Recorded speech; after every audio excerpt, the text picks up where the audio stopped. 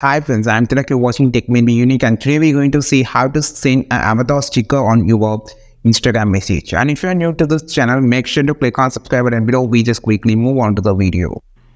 So to send the avatar sticker or avatar message on the Instagram, just do this. So first of all, just go inside your messenger. So I'm just going to switch to another message because I have it set for another account. Now you just need to click on the sticker option on the bottom section.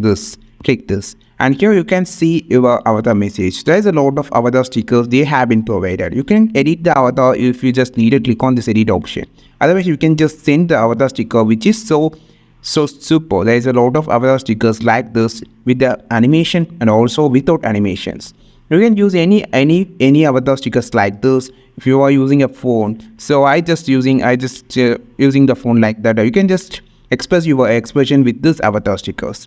So this is how you just send avatar messages to your friends. I think this video helped you a lot. Like this video, share this video, subscribe this channel. We will meet on next video with a super valuable content. This is Tilak signing off from Tech Made Me Unique. Have a wonderful day.